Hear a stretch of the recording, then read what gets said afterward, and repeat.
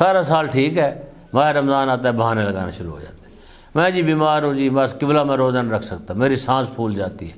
مجھے جو ہے شوگر ہے، مجھے فلاں چیز ہے۔ بھئی تو ٹرائی تو کر، روزہ رکھنے کی ٹرائی تو کر، روزہ رکھ،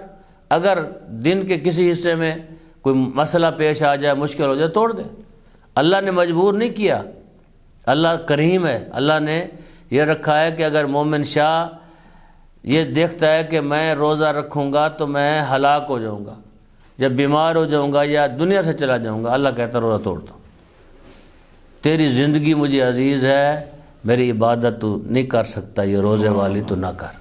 لیکن کیا ہے، ہم ٹرائی نہیں کرتے، ہم گھر میں بیٹھے بیٹھے خود ہی بیمار ہو جاتے ہیں۔ قبلہ صاحب اللہ ان کا سایہ ہمارے سروں پر قائم و دائم رکھے، اس سن و سال ایج میں شوگر کے باوجود روزہ رکھتے ہیں، ماہ مبارک رمضان کے، اپنی روٹین چینج کر دیتے ہیں۔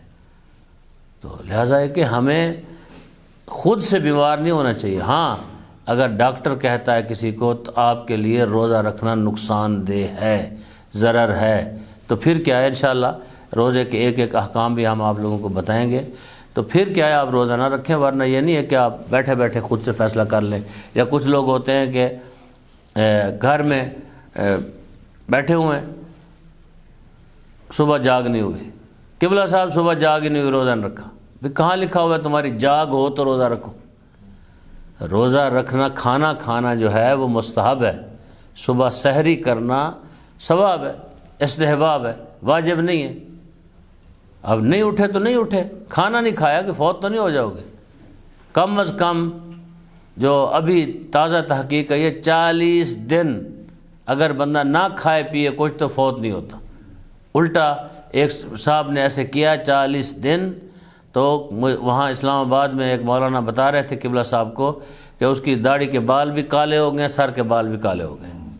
40 دن کے بعد وہ دوبارہ جوان ہو گیا۔ اس نے کھایا نہیں، پیتا تھا، صرف پانی وغیرہ استعمال کرتا تھا، کھانا نہیں کھایا اس نے۔ تو کھانا کھانے سے یہ نہیں ہے کہ کھانا کھائیں گے تو روزہ رکھیں گے، تو کم از کم 40 دن نہ کھانے سے فوت نہیں ہوتا، اور کھانا نہ پینا 3 دن تک کچھ بھی نہ کریں تو آپ کو کچھ نہیں ہوتا۔ 3 دن انسان نہ کھائے نہ پیے کچھ بھی نہیں ہوتا، آرام سے زندگی اپنی بسر کر سکتا ہے۔ آپ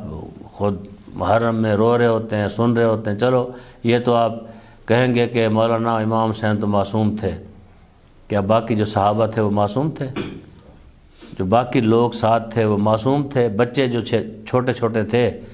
انہوں نے بھی 3 دن نہ کھایا نہ پیا، کوئی بندہ اس وجہ سے فوت نہیں ہوا کربلا میں کہ انہوں کھانے کی وجہ سے یا پیاس کی وجہ سے وہ فوت ہو گیا، اور نہیں، شدت بہت تھی پیاس کی، بہت پیاس تھی، کیونکہ گرمی بہت شدید تھی، عراق کی گرمی بھی شدید ہوتی ہے، لیکن دنیا سے ایسے نہیں گئے بلکہ جنگ ہوئی ہے، جنگ میں جا کے شہید ہوئے، شہادت سے دنیا سے تشریف لے گئے ہیں۔ لیکن یہ نہیں ہے کہ 3 دن میں وہ آپ نے کہیں، میں نے نہیں پڑھا کہیں لکھا ہوا کہ کوئی خانوادہ اہل بیت میں سے یا صحابہ کرام میں سے، امام حسین علیہ السلام کے انصار میں سے کوئی بندہ 3 دن بھوکا پیاسا رہا ہے اور وہ کیا ہے دنیا سے چلا گیا ہے، تو ایسی کوئی بات نہیں ہے۔ تو لہٰذا